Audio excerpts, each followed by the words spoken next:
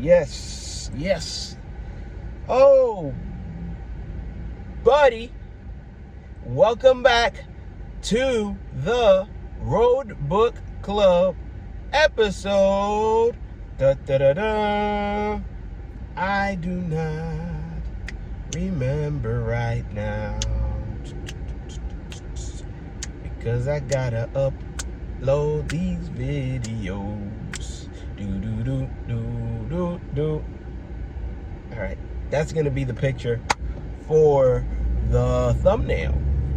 All right, so how are you guys doing? I hope everything is well. I hope you guys are reading books and just kind of like doing what you have to do to better yourself. That's what this whole podcast or vlog is all about. To be able to continue learning and understand that there's at least one person out there who's driving around doing all sorts of gig work, you know, to better themselves. So I'm with you. I'm with you in the fight. That's what this is about. Today I was thinking about what was I gonna bring to the pod? What was I gonna bring to the channel? And I started revisiting Super Communicators, and I just started it over again just so I could be right there, right alongside with you.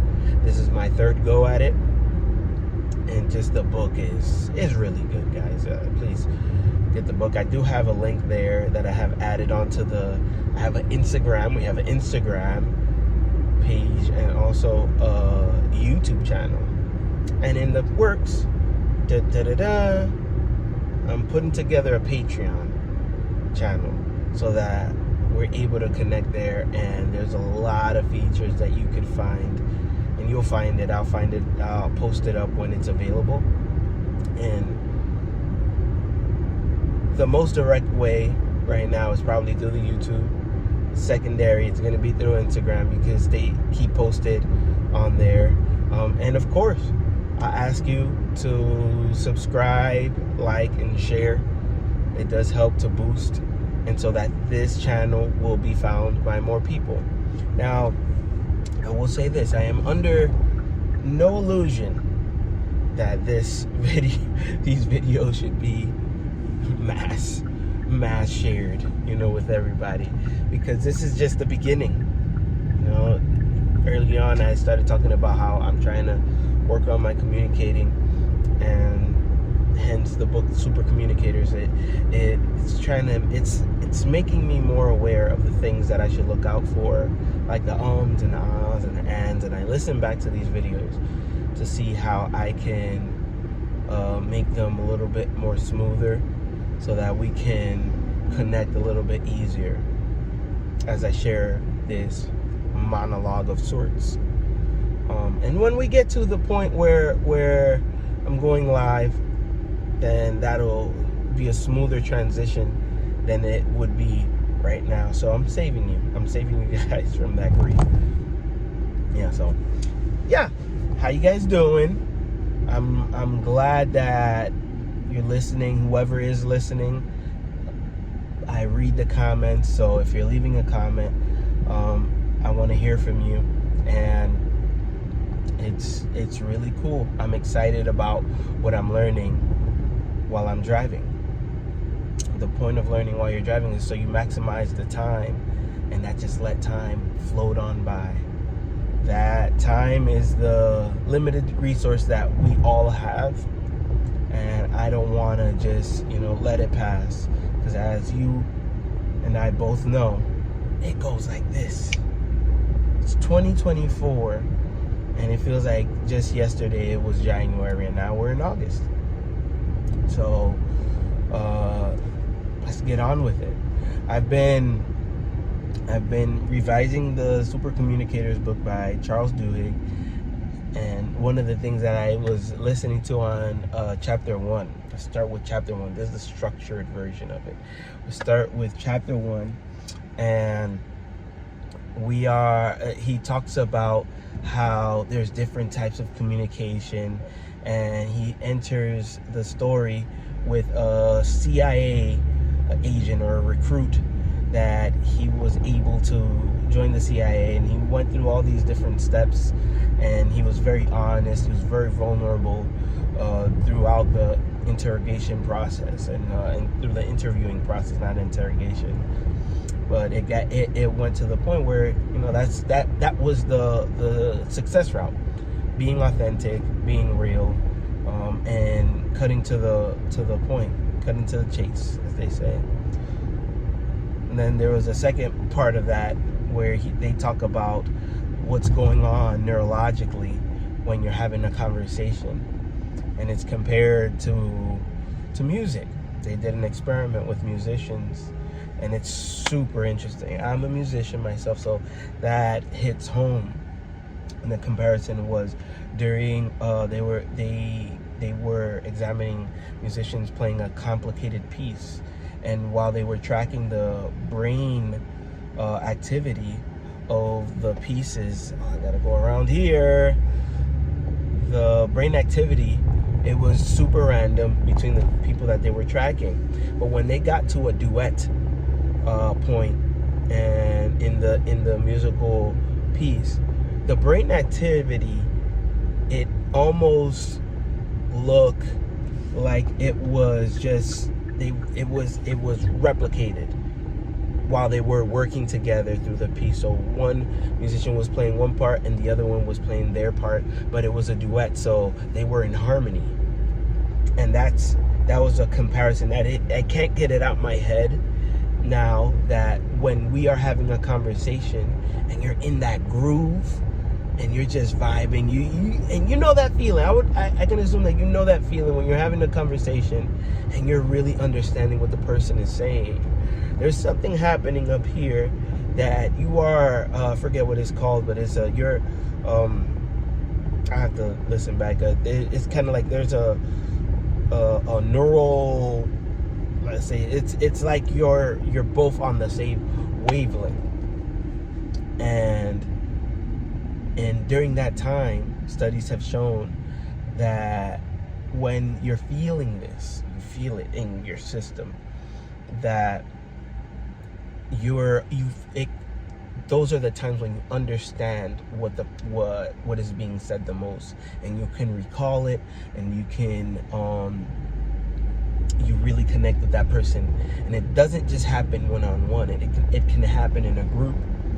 It can happen in various settings. So the mind is a beautiful thing, and using communication as a form of connectivity is something that we all can do if we just practice it. Hence this page. And that's one of my goals. I want to be able to connect with my audience, and I hope that this is a useful technique that I'm using and implementing, and I'm hoping that that is the easiest thing that we can do as we start this off. Yeah. So, sorry, I just saw a patrol car. That's the New York City kicking in. So, that being said, let me know what you guys think about that. Let me know in the comments, or let me know, shoot me a DM, but let me know what your thoughts are on the connectivity aspect of it's not called neural linking. I'm thinking that's Elon Musk who does that stuff. But let me know what you think about when you're having a conversation and you're able to just kind of like really connect with somebody. Think back. Let me know what do you think was the point where you were having the conversation? It could be with a loved one, it could be with a stranger. What do you find has been that point where you say, dang, this person is really cool, or you know what, like, I totally understand, I feel their pain. That's empathy. That's a little bit, we're going to talk about that later on in the book for sure, and I want to hear. So I'll share some examples from what I have been through. So again, I've told you before, I've also done rideshare, whether it be Uber or Lyft. Under my belt, I have 10,000 trips. So that's a couple of thousand conversations. Not all have been, talking. Sometimes people keep to themselves, and that's fine. That's totally fine, 100%. But sometimes people have opened up, and sometimes people have found that sometimes people are, very reserved in the beginning, and then once you kind of like just talk, and they become at ease, they really do open up, and you can see a physical change, a relaxation that is evident. I guess, and I can say that that's what attracts me to this book, because I've had conversations with people, and there's this connection that you have at a certain point that it could either go, like I've had a really rough day, from nurses, just lost patients that they've been helping for months, to people who just got promoted to that next level at their jobs, people who got second place in mountain climbing, tournaments, so many different case scenarios, but that people do share in, when you're taking like Uber or a Lyft. It's super interesting to see when that takes place.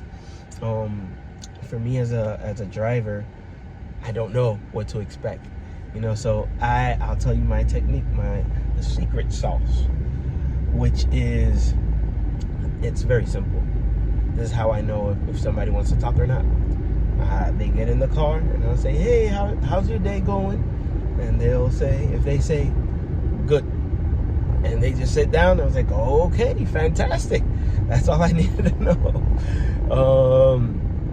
And I won't say anything until, the end. And that's fine. And you can see that they're relaxed. They're totally fine. Why? Because they have communicated to me that they're fine just being quiet. They're in their world, and they might be writing emails. They'll be in the middle of their work day, or they just, whatever the case may be, they've communicated. In another case scenario where I'll ask the very same question, hello there, how are you doing? How's your day going? I'll ask the very same question, which is, how's your day going? And they'll say, well, and when I hear that well, I know that they're going to want to chat. And I was like, okay, nice. And then you just start naturally starting a conversation. These are things that I have seen, and it'll go as far as the customer feels, the passenger feels comfortable. And it could go any which way. It could go to somebody who's, just having, they want to jump. It goes into politics, it goes into religion, goes into ex-wives or ex-husbands, all of that. It's very interesting.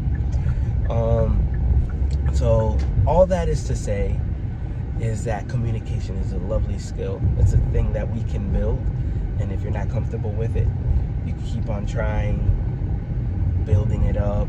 It takes some time, it takes some work, but we all have the ability to do it. So that's my take on it today. Thank you so much for locking in today, and yeah, I'll see you on the next one.